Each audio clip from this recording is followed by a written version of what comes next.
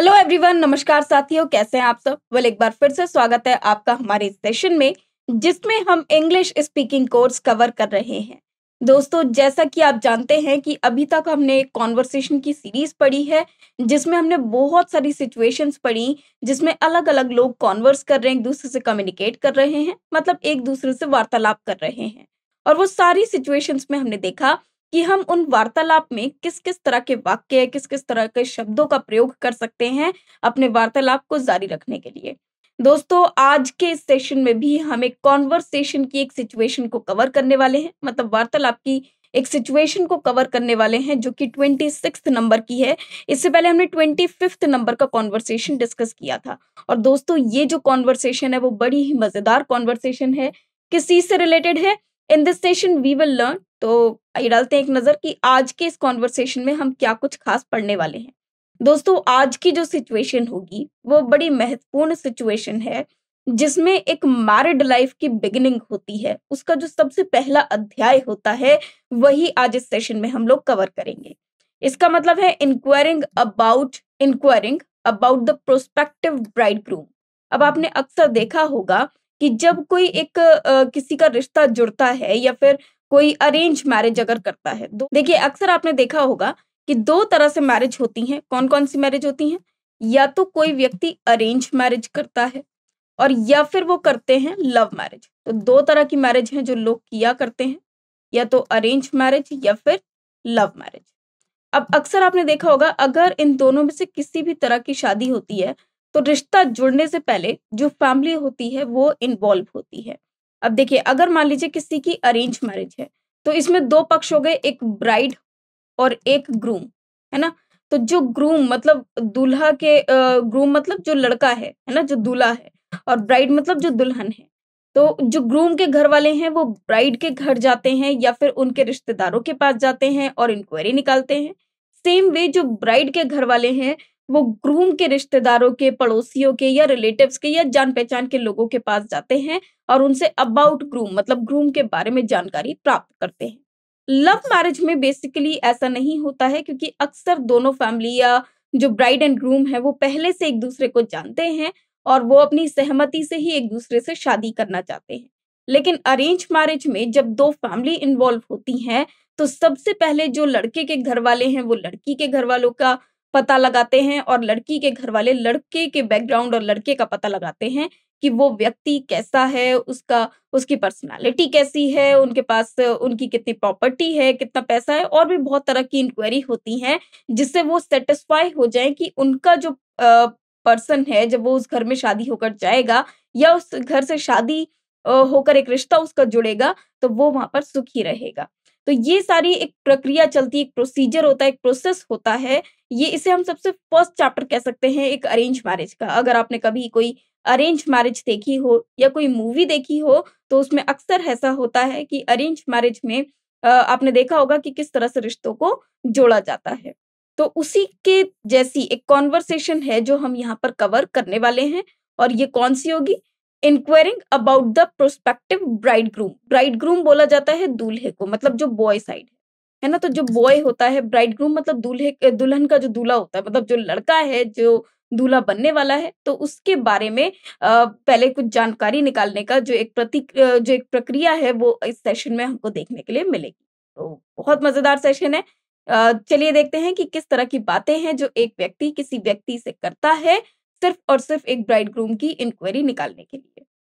तो भई सिचुएशन क्या है? Enquiring about the prospective bridegroom. भावी वर मतलब भविष्य के वर के बारे में पूछताछ। भावी मतलब भविष्य के जो वर बनने वाला है, उसके बारे में जान-पहचान निकालना। तो सबसे पहले एक व्यक्ति है मिस्टर दत्त, ओके? अब इस पूरे सेशन में कौन-कौन रहेंगे? एक तो रहेंगे मिस्टर दत्त, एक व्यक्ति है मिस्टर दत्त और एक है मिस्टर पुरी, ओके? दूसरे व्यक्ति कौन है? मिस्टर पुरी। आइए देखते हैं इनके बीच में क्या बातें होती हैं, क्या वार्तालाप होती है। मिस्टर दत्त कहते हैं, एकदम अपने घर पे वो मिस्टर पुरी को पाते हैं और मिस्टर पुरी को देखते हुए कहते हैं, "अरे वाह! मिस्टर पुरी, आइए, अंदर आइए, बैठिए।" मतलब वो वेलकम करते हैं मिस्टर पुरी का। अब देखिए, घर किसका है? मिस्टर दत्त का घर है और उनके घर पे कौन आया है? मिस्टर पुरी, और वो उनको एकदम देखते ही चौंक गए हैं, सरप्राइज़ हो गए हैं और बेहद खुश हो गए हैं। तो वो कहते हैं hello mister Puri, what a surprise, please come in and have a seat. वो बड़े खुश होते हैं उनको देखकर, सरप्राइज भी हो जाते हैं और कहते हैं कि आइए बैठिए। मिस्टर पुरी, धन्यवाद मिस्टर दत्त। और वो जो मिस्टर पुरी हैं वो मिस्टर दत्त का धन्यवाद कहते हैं, मतलब thank you mister Dutt. Mister Dutt, और क्या हालचाल है? अब मिस्टर दत्त पूछते हैं, किससे पूछते हैं? मिस्टर पुरी से, कि और क्या हालचाल है, सुनाइए। वो कहते हैं so how is everything? Mister Puri, ठीक है, अब आपका स्वास्थ्य कैसा है? अब मिस्टर पुरी मिस्टर दत्त से पूछ रहे हैं कि ठीक है, और अब आपका स्वास्थ्य कैसा है? इसका मतलब यह है कि मिस्टर दत्त हो सकता है कि पहले से कुछ बीमार रहे हों या पहले कुछ उनको प्रॉब्लम हुई हो, जिसकी वजह से उनके स्वास्थ्य में कुछ प्रॉब्लम हुई हो, जिसकी वजह से मिस्टर पुरी उनसे उनके स्वास्थ्य के बारे में पूछ रहे हैं कि अब कैसी हेल्थ है, मतलब हो सकता है पहले कुछ प्रॉब्लम रही हो। तो वो कहते हैं mister Puri, fine, how is your health now? अब देखिए, मिस्टर दत्त, पहले से काफी अच्छा है, धन्यवाद। क्या पसंद करेंगे, चाय या कॉफी? अब उनकी हॉस्पिटैलिटी देखिए यहाँ पर। तो मिस्टर दत्त कह रहे हैं मच बेटर, थैंक यू। अब देखिए, बेटर क्या है? कंपैरेटिव डिग्री है, जिसके साथ हम केवल और केवल मच का प्रयोग करते हैं, मैनी का नहीं, ठीक है, या वेरी का भी यूज नहीं करते हैं। हम क्या यूज करते हैं? Much better, thank you. What would you like to have, tea और कॉफी? मिस्टर पुरी कहते हैं कुछ भी नहीं। मिस्टर दत्त, दरअसल मुझे आपकी कुछ मदद चाहिए। अब वो डायरेक्ट अपने मुद्दे पे आते हैं, पॉइंट पे आते हैं। तो वो कहते हैं नहीं, कुछ भी नहीं चाहिए, मतलब nothing, thanks. Actually mister Dutt, I need your help in something. अब देखिए, यहाँ पर हमने हेल्प को लिखा है, ऐसे भी लिख सकते थे I need a favour from you और I need a favour of you in something. Mister Dutt, जी हाँ, बताइए क्या कर सकता हूँ? तो मिस्टर दत्त कहते हैं yes, what can I do for you? तो यहाँ पर देखिए, अब मिस्टर दत्त क्या पूछ रहे हैं? सीधे-सीधे कह रहे हैं कि ठीक है, आप जो मदद चाहिए वो बताइए, मैं आपकी हेल्प करता हूँ। Yes, what can I do for you? Mister Puri, आपके ऑफिस में एक मिस्टर कपूर हैं, जो कि असिस्टेंट मैनेजर हैं। क्या आप उन्हें जानते हैं? मतलब अब देखिए, मिस्टर पुरी मिस्टर दत्त के पास क्यों आए हैं? क्योंकि मिस्टर दत्त के ऑफिस में कोई मिस्टर कपूर काम करते हैं, जिनकी वजह से, जो कि एक असिस्टेंट मैनेजर हैं, और मिस्टर पुरी कहीं न कहीं उनके बारे में ही इंक्वायरी करने आए हैं। तो वो पूछते हैं do you know mister Kapoor the assistant manager in your office? तो वो डायरेक्ट पूछते हैं क्या आप मिस्टर कपूर को जानते हैं, जो कि एक असिस्टेंट मैनेजर हैं आपके ऑफिस में? मिस्टर दत्त कहते हैं जी हाँ। तो वो कहते हैं यस मिस्टर पुरी, और उनके परिवार को भी? तो वो पूछते हैं एंड ऑल्सो द फैमिली। मतलब अब देखिए, वो सिर्फ मिस्टर कपूर के बारे में नहीं, बल्कि उनकी फैमिली के बारे में भी पूछ रहे हैं। तो वो सीधे-सीधे पूछते हैं एंड ऑल्सो अबाउट फैमिली। तो मिस्टर दत्त कहते हैं जी हाँ, जानता हूँ। अब वो बिल्कुल सिंपल रिप्लाई करते हैं yes I know them. Mister Puri, दरअसल मिस्टर कपूर के बेटे और मेरी बेटी रेनू के बीच रिश्ते की बात चल रही है। अब वो डायरेक्ट पॉइंट पे आते हैं, उनको डायरेक्ट बताते हैं। देखिए, जब भी इस तरह की बातें आप किसी से करते हैं, तो उनको डायरेक्ट खुल के सारी बात बता देनी चाहिए कि भई ये बात है, इसकी वजह से इंक्वायरी हो रही है, सो दैट सामने वाला जो बात बताता है वो उसी के अकॉर्डिंग बताता है, क्या चीज़ उसको छुपानी है और क्या चीज़ नहीं। तो यहाँ पर डायरेक्ट कन्वर्सेशन चलता है। तो मिस्टर पुरी कहते हैं एक्चुअली, दरअसल मतलब एक्चुअली, मिस्टर कपूर के बेटे, मतलब जो मिस्टर कपूर के सन है। मिस्टर कपूर कौन है? जो असिस्टेंट मैनेजर हैं। किसके ऑफिस में? मिस्टर दत्त के ऑफिस में। उनके जो बेटे हैं और मेरी बेटी रेनू, मतलब मिस्टर पुरी की एक बेटी है, वो कौन है? मिस्टर पुरी की डॉटर, और उनकी डॉटर कौन है? रेनू, ठीक है? और जो मिस्टर कपूर हैं, इनका एक सन है, ठीक है? तो इनका कौन है? सन। अब इनका सन क्या है, उसका नेम अभी तक मेंशन नहीं है, और इन दोनों के रिश्ते की बात चल रही है। तो वो कह रहे हैं actually we are considering a match between mister Kapoor's son and my daughter Renu. अब देखिए, यहाँ पर क्या हो रहा है कि रिश्ते की बात चल रही है, तो इसको इंग्लिश में कैसे बोला जाएगा? We are considering a match between. तो रिश्ते की बात चलना मतलब कंसिडरिंग अ मैच बिटवीन। तो ये शब्दों को आपको याद रखना है, ये बहुत ही इंपॉर्टेंट है, जिसको आप कहीं और भी प्रयोग में ला सकते हैं। Considering a match between. Mister Dutt कहते हैं ओह अच्छा। यहाँ पर वो क्या बोलेंगे? ओह आई सी। इस तरह से उन्होंने एक एक्सप्रेशन दिया, दिस इज जस्ट इंटरजेक्शन, ये एक एक्सप्रेशन देने वाली बात है। मिस्टर पुरी, क्या आप लड़के और उसके परिवार के बारे में कुछ बताएंगे? अब वो डायरेक्ट पूछते हैं कि क्या आप लड़के के और उसके परिवार के बारे में बताएंगे? तो वो क्या कहेंगे? अब देखिए, जब हम किसी से कुछ रिक्वेस्ट करते हैं तो हम वहां पर कुड वर्ड का प्रयोग करते हैं। तो वो कह रहे हैं, could you give me some information regarding the boy and the family. तो वो किसके बारे में इंफॉर्मेशन लेना चाहते हैं? बॉय और फैमिली, मतलब मिस्टर कपूर और उनके बेटे के बारे में। मिस्टर दत्त, जी अच्छे खासे इज्जतदार लोग हैं। कपूर साहब भी अच्छे और मदद करने वाले आदमी हैं, मतलब व्यक्ति हैं। मिस्टर दत्त कहते हैं, वेल द कपूर्स। अब कपूर्स मतलब जब किसी की फैमिली की हम बात करते हैं तो वहां पर हम उस फैमिली के सरनेम के साथ एस लगाकर उसका वर्णन कर सकते हैं, जैसे कपूर्स, शर्मास। याद रखिएगा, इसमें अपस्ट्रफी का प्रयोग नहीं करेंगे। तो well the Kapoors are very respectable people.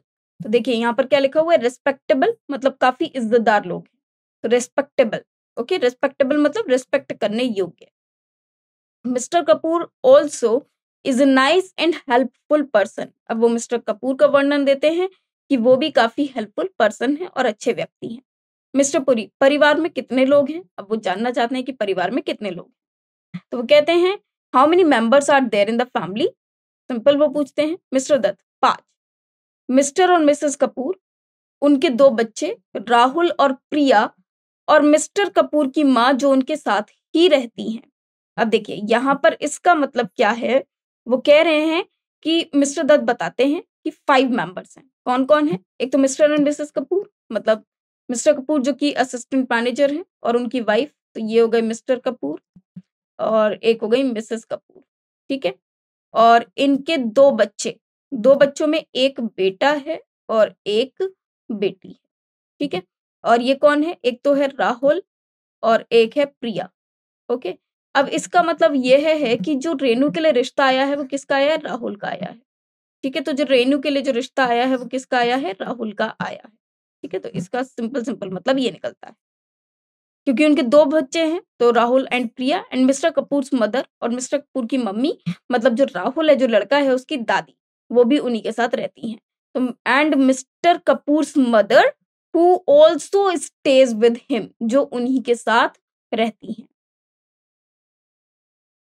Mister Puri, Rahul क्या करता है? अब वो डायरेक्ट किसके बारे में पूछेंगे? लड़के के वर्क के बारे में, कि वो क्या करता है। तो what does Rahul do? Mister Dutt Navyug industries में मार्केटिंग एग्जीक्यूटिव है। तो वो कह रहे हैं, he is a marketing executive in Navyug industries. Mister Puri, उसका ऑफिस कहाँ है? वो कह रहे हैं, वेयर इज हिज ऑफिस। ठीक है, तो where is his office. Mister Dutt कहते हैं नोएडा में। तो वो सिंपल बोलेंगे इन नोएडा, मतलब उन्होंने एक एक जगह नहीं बताई, सिंपल एक सिटी का नेम बता दिया, that it is in Noida.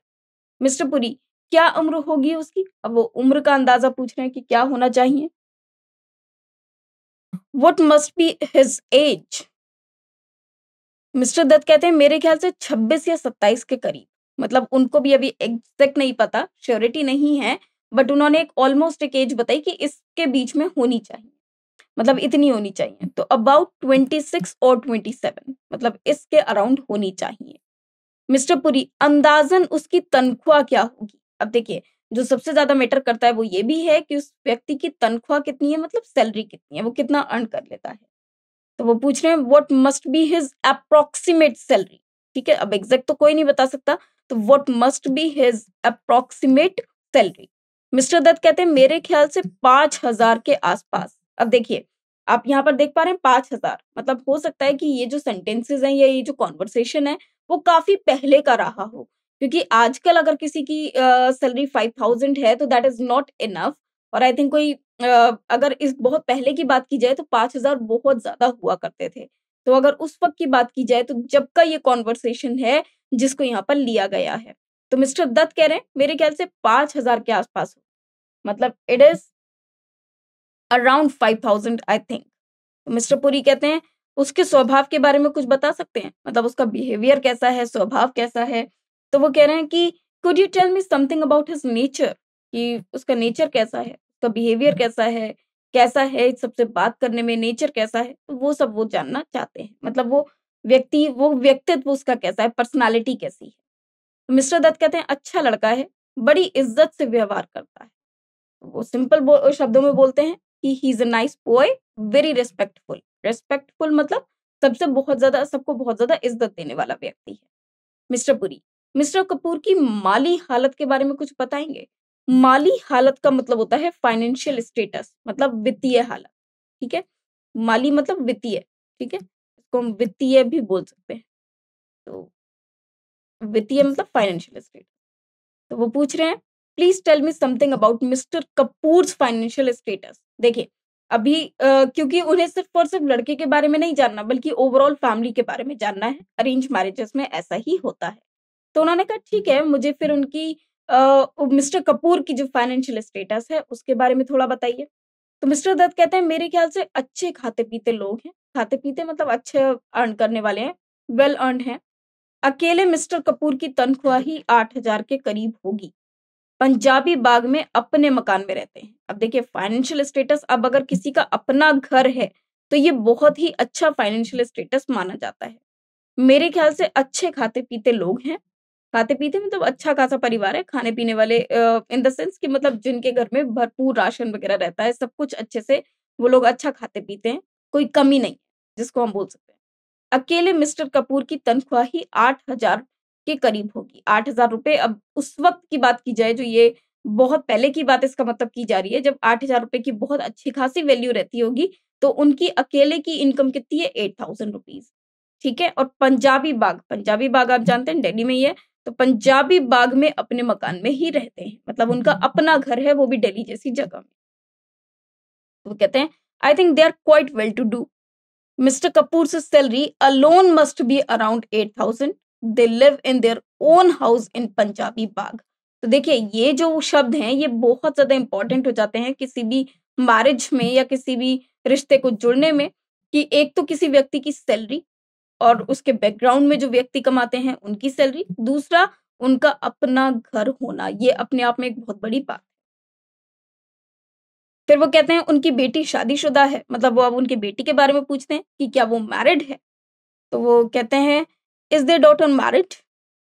Dutt कहते हैं, मिस्टर दत्त कहते हैं, नहीं, कॉलेज में पढ़ रही है, राहुल से छोटी है। मतलब वो जानना चाहते थे, देखिए अब वो जानना चाहते थे कि उनकी जो बेटी है वो मैरिड है या नहीं, या कौन है, कैसी है, कहाँ रहती है, या मतलब जैसे उनके साथ ही रहती है तो वो उनसे बड़ी है, छोटी है।